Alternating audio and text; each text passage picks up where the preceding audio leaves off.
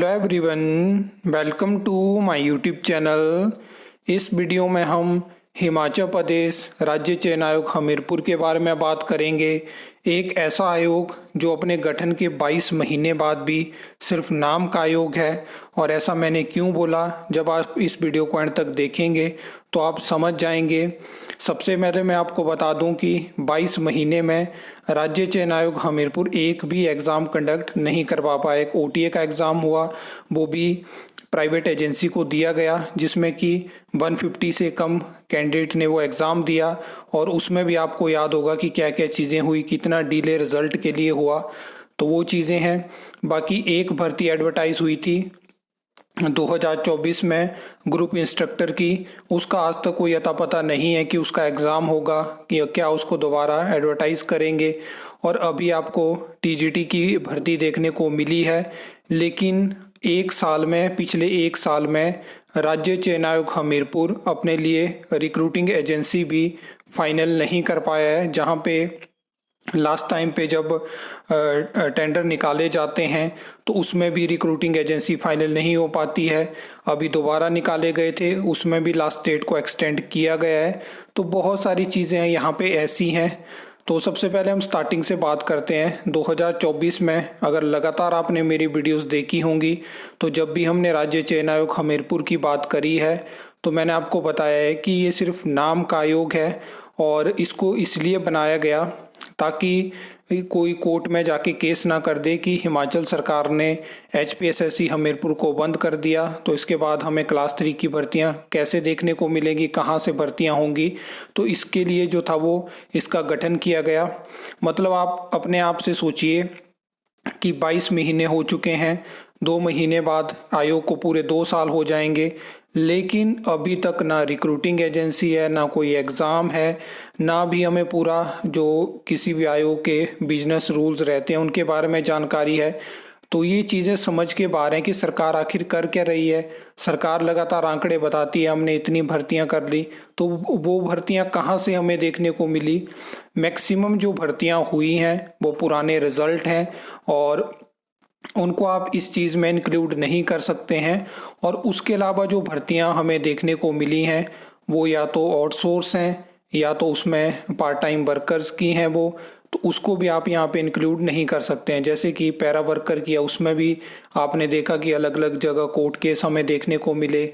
उसमें भी बहुत सारी चीज़ें ऐसी हुई हैं जिनके बारे में आपको भी जानकारी होगी। वोकेशनल ट्रेनर्स के ऊपर अगर हम बात करेंगे तो वहाँ पे भी आपको पता है कि क्या चीज़ें हुई, ना कोई रिजल्ट का आता पता है कि कैसे क्या चीज़ें हुई। इसके अलावा अगर हम नेशनल हेल्थ मिशन की 1450 वैकेंसी की बात करें तो वहाँ पे भी आप जानते हैं कि क्या चीज़ें हुई हैं और किस तरह से वहाँ पे भी कोर्ट केस में वो भर्ती पहुंची है। तो इस तरह की अगर भर्तियों पे सरकार फोकस करना चाहती है तो फिर इन्होंने सही किया है, क्योंकि तब इनको राज्य चयन आयोग की ज़रूरत नहीं पड़ेगी।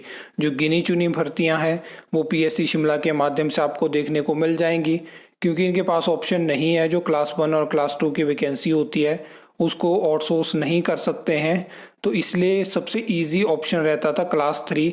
और थोड़ा पहले टाइम की हम बात करेंगे तो क्या होता था कि क्लास 3 की जो भी भर्तियां होती थी तो उसमें क्या होता था कि इंटरव्यू आपको देखने को मिलता था, लेकिन फिर सेंटर के जो भी एग्ज़ाम रहे क्लास 3 के तो वहाँ से जब इंटरव्यू को हटाया गया तो स्टेट ने भी, हिमाचल प्रदेश ने भी उस मतलब क्लास 3 से इंटरव्यू को हटाया, क्योंकि बहुत ज़्यादा वहाँ पे धांधली होती थी।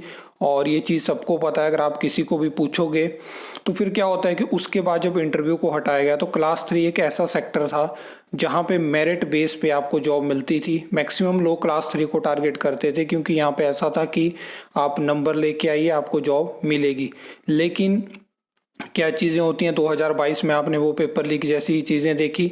लेकिन उसके बाद जो वर्तमान सरकार है, अब क्लास 3 बहुत बड़ा सेक्टर है, यहाँ पे बहुत सारी जॉब्स होती हैं, क्लर्क की हो गया, जेई की हो गया, लाइनमैन की हो गया, बहुत सारी जॉब्स यहाँ पे है। तो सरकार के पास ऑप्शन नहीं था कि अगर हमने अपने लोगों को, अपने कार्यकर्ताओं को जॉब्स देनी है तो हम किस तरह से जॉब दें।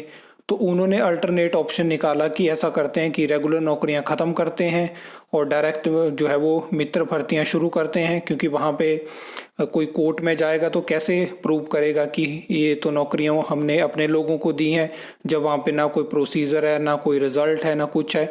तो ये अल्टरनेट वर्तमान सरकार ने सोचा है। और आप कितना एग्री करते हो? क्योंकि मुझे तो यही चीज़ लगती है कि इसीलिए मैक्सिमम अगर आप फोकस करोगे तो क्लास 3 की भर्तियां ही रोकी गई हैं। क्लास 1 और क्लास 2 में कुछ ऐसी हैं, जैसे कि नायब तहसीलदार की हो गया, तो 2-4 भर्तियां ऐसी हैं जो कि डिले हुई हैं। बाकी चाहे वो एचएस की हो, लगातार हमें देखने को मिली, एलाइड का भी वैकेंसी निकली थी। तो मैक्सिमम क्लास 3 को टारगेट किया गया। इसके ऊपर आपको एक डेडिकेटेड वीडियो अलग से देखने को मिलेगी, जहाँ पे हम डिटेल में बात करेंगे, क्योंकि बहुत ज़रूरी है। और अभी क्या है कि अब देखते हैं कि अभी जो प्रोसेस चली है वहाँ पे क्या रिक्रूटिंग एजेंसी फाइनल हो पाती है, क्या क्या चीज़ें होती हैं। और अभी तो टीजीटी का जो फॉर्म निकला था उसकी लास्ट डेट एक्सटेंड हो चुकी है। तो ये सब चीज़ें हैं, बाकी आप भी लिख के ज़रूर बताना। और उसमें देखते हैं आगे क्या होता है। कम्युनिटी पोस्ट के माध्यम से भी मैंने आपको जानकारी दी थी कि अब रिक्वेजिशन जो है वो राज्य चयन आयोग हमीरपुर के पास पहुंच चुकी हैं। तो आप किस चीज़ का वेट कर रहे हो? ऑफिशियल कन्फर्मेशन है, आप क्या चाहते हो? 2022 की वैकेंसी पेंडिंग है, तो इसके रिगार्डिंग भी आप इस वीडियो के कमेंट सेक्शन में लिख के ज़रूर बताना। आई होप आपको ये वीडियो अच्छी लगी होगी, इन्फॉर्मेटिव लगी होगी। तो वीडियो को लाइक, कमेंट, शेयर कर सकते हो, चैनल को सब्सक्राइब कर सकते हो फॉर द न्यू अपडेट्स के लिए।